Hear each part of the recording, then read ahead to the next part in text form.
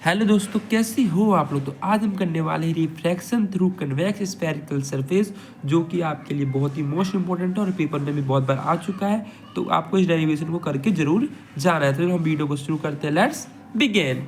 अब देखो ध्यान से, मान लो ये आपका ऑब्जेक्ट से यहाँ पे रे ऑफ लाइट गया, यहाँ से बेंड होके ऐसे आ गया, तो यहाँ पे इमेज बन जाएगा। आपको पता है यहाँ से नॉर्मल आएगा। नॉर्मल जहाँ पर होता है उसको बोलते हैं सेंटर ऑफ कर्वेचर। इस एंगल को आपको अल्फा मानना है, इस एंगल को आपको बीटा मानना है, इस एंगल को आपको गामा मानना है। ये आपका आई है और ये एंगल आपका आर है।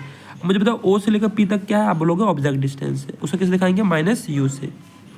ये क्या है, ऑब्जेक्ट डिस्टेंस। और लेफ्ट साइड में होगा तो हम क्या लेते हैं, माइनस लेते हैं।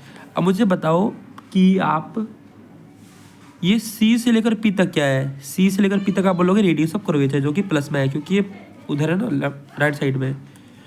तो ये क्या है आपका radius of curvature, radius of curvature. और मुझे बताओ आई से लेकर पी तक क्या आप बोलोगे, इमेज डिस्टेंस। आई से लेकर पी तक क्या है आप बोलोगे, ऑब्जेक्ट क्या नाम है, इमेज डिस्टेंस। आई से लेकर पी तक क्या है, इमेज डिस्टेंस को डिनोट करते हैं प्लस बी से, क्योंकि राइट साइड में ना इमेज डिस्टेंस है। अब चलते हैं, हम शुरू करते हैं। ठीक है, अब अपना क्वेश्चन हम शुरू करते हैं। बिल्कुल आराम से करिए, कोई दिक्कत नहीं। वीडियो लंबा बनेगा तो कोई दिक्कत नहीं, आपको करना। देखो सबसे पहले हम मांगते हैं अजम्पशन। अजम्पशन क्या मानना है आपको, अजम्पशन स्मॉल एंगल एप्रोक्सीमेशन। क्या मानना है, small angle approximation. Small angle approximation क्या होता है फॉर्मूला स्मॉल एंगल का, देखो ध्यान से। तो आपको मानना है जो आपका आई एंगल है, जो आपका alpha beta gamma i r angle है, वो क्या है, बहुत छोटे हैं। तो i r alpha beta gamma are very small angle, ये आपको मानना है। ये क्या है, बहुत ही छोटे एंगल है। तो हम क्या करेंगे, applying Snell's law at point M, इस पे लगाएंगे। तो इस मीडियम को मानना है आपको n1, इसको मानना है आपको n2। तो क्या लिखेंगे हम यहाँ पे, applying Snell's law at point M. Point M पे क्या लगा देना आपको, स्नेल्स लॉ। तो सबसे पहले क्या लिखेंगे हम, n1 साइन आई, क्या लिखेंगे हम यहाँ पे, n1 sine i equal to n2 sine r. ठीक है, n2 साइन आर, क्योंकि बहुत ज़्यादा स्मॉल एंगल है इसलिए साइन आई का हम आई लिख देंगे, साइन आर का हम आर लिख देंगे। ठीक है, तो n1 आई इक्वल टू क्या आ जाएगा, n2 आर हो जाएगा। ये हमारा क्या बन गया, इक्वेशन नंबर फर्स्ट। अब जल्दी से हम अल्फा बीटा गामा निकाल लेते हैं, वो बिल्कुल आसान है। ठीक है, तो ट्रायंगल लिख लो। सबसे पहले अल्फा निकालते हैं हम। In triangle M O N, कौन सा ट्रायंगल लेंगे हम, एम ओ एन। देखो एम ओ एन कौन सा, एम ओ एन। इसमें tan अल्फा की वैल्यू क्या हो जाएगी, आप बोलोगे एम एन अपॉन में ओ एन। tan अल्फा की वैल्यू क्या हो जाएगी, आप बोलोगे एम एन अपॉन में ओ एन। अब निकालते हैं हम बीटा। बीटा कौन सा एंगल है, ये वाला है। तो लिखेंगे हम in triangle M N C. क्या लिखेंगे, in triangle M N C है, in triangle M C N, जो भी मन करे वो लिख दो। In triangle M C N, जो tan बीटा की वैल्यू क्या हो जाएगी, आप बोलोगे कि देखो ये तो सेम ही है आपका एम एन। ठीक है, परपेंडिकुलर सेम ही आपका एम एन, जो आपका बेस है वो क्या हो जाएगा, सी एन। क्या हो जाएगा, सी एन। अब निकालते हैं हम गामा एंगल। ये गामा है, in triangle M I N. क्या लिखेंगे, in triangle M I N, in triangle M I N. तो गामा की वैल्यू क्या हो जाएगी, आप बोलोगे tan गामा की वैल्यू हो जाएगी एम एन अपॉन में बेस कितना है, आप बोलोगे आई एन। ये आपको समझ में आ गया होगा।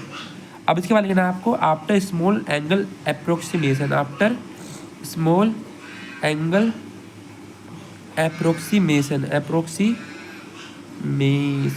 ठीक है। आफ्टर स्मॉल एंगल एप्रोक्सीमेशन के बाद क्या लिखोगे आप, ठीक है, कि जो आपका tan अल्फा क्या बन जाएगा, अल्फा बन जाएगा क्योंकि छोटा एंगल है। tan बीटा क्या बन जाएगा, बीटा बन जाएगा एम एन अपॉन में सी एन। और tan गामा क्या बन जाएगा, एम एन अपॉन में आई एन हो जाएगा। ठीक है, अब देखो ध्यान से, इन ट्राइंगल ओ एम सी, जो आपका आई एंगल है वो किसके बराबर होगा, alpha plus beta. In triangle O M C, जो आपका आई एंगल है वो किसके बराबर हो जाएगा, आप बोलोगे कि अल्फा प्लस में बीटा। स्टीरियल एंगल की प्रॉपर्टी लिखना है, due to exterior angle property, exterior angle की। अब देखो in triangle M C I, in triangle M C I, in triangle M C I, जो आपका बीटा एंगल है वो किसके बराबर होगा, आर प्लस में गामा। किसके बराबर होगा, आर प्लस में गामा। ठीक है, ये आपको याद रखना है। ठीक है, और यहाँ पे ये आर ऐसा बनाना है आप लोग, ताकि कन्फ्यूजन ना हो आपको। ठीक है। तो आर प्लस में गामा हो गया, यहाँ पे क्या लिखोगे exterior angle property, exterior angle property. यहाँ से आर की वैल्यू क्या हो जाएगी, आप बोलोगे कि यहाँ से इस आर की वैल्यू क्या आ जाएगी, आप बोलोगे कि बीटा माइनस में गामा, ठीक है, बीटा माइनस में गामा। अब देखो ये आई की, ये आर की वैल्यू है, ये आई की वैल्यू, इसको put the value of i and r equation number first इससे पुट कर देते हैं। Put the value of i and r in equation first, in equation किस में पुट कर देते हैं हम, फर्स्ट में पुट कर देते हैं। इक्वेशन नंबर फर्स्ट क्या है, n1 I equal to n2 are. तो आई की वैल्यू क्या है, बोलोगे अल्फा प्लस बीटा, और आर की वैल्यू क्या है, आप बोलोगे बीटा माइनस में गामा, ठीक है। इसको मैं अगले पेज पे लिख रहा हूँ ताकि, क्योंकि ठीक है।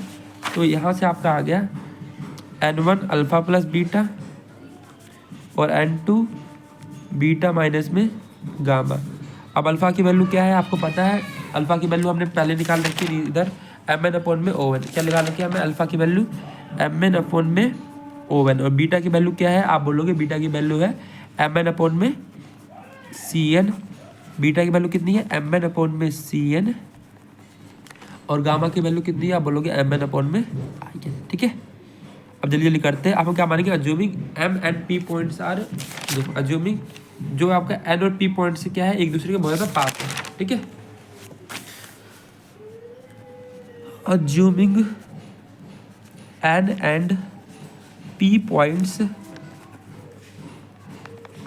Are very close to each other, एक दूसरे क्या है बहुत ज़्यादा पास है, are very close to each other. तो जहाँ जहाँ पे n है वहाँ पे क्या लिख देना आपको, p लिख देना। तो यहाँ जाएगा n1 mp अपॉन में op प्लस में mp अपॉन में cp equal to n2 mp upon में cp mp अपॉन में ip। अब जो वैल्यू जल्दी पुट कर दीजिए, ठीक है, n1, ठीक है। अब बताओ mp की वैल्यू, अब देखो ध्यान से, यहाँ से mp कॉमन आ जाएगा, देखो इसमें से भी mp कॉमन आ गया, इसमें से भी mp से mp कट जाएगा, इसके नीचे जाएगा तो 1 अपॉन में क्या आ जाएगा यहाँ पे op, 1 अपॉन में cp n2, 1 अपॉन में cp माइनस में 1 अपॉन में ip। इसको लिख सकते हैं हम OP की जगह क्या लिखोगे, आप लोग माइनस का u लिखोगे, क्योंकि OP क्या था, ऑब्जेक्ट डिस्टेंस था, तो कितना था आपका माइनस का u। CP की जगह क्या लिखोगे आप, प्लस का r लिखोगे, क्या लिखोगे प्लस का r। CP की जगह क्या लिखोगे, प्लस का r लिखोगे, और IP की जगह क्या लिखोगे, इमेज डिस्टेंस पे क्या लिखोगे आप v लिखोगे, ठीक है।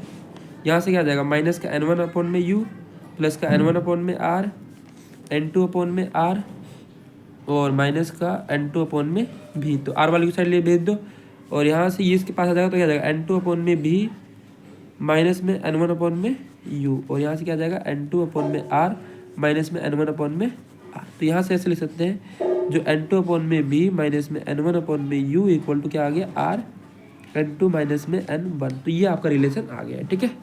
इसको बस आपको अच्छे से लिखना चाहिए, क्या लिखना चाहिए, ये वाला रिलेशन मैंने पढ़ा, n2 अपॉन में v माइनस में n1 अपॉन, इसको अच्छे से लिख देता हूँ, ठीक है। दोबारा से क्या लिखा मैंने, n2 अपॉन में v माइनस में n1 अपॉन में u equal to n2 minus में n1 अपॉन में r।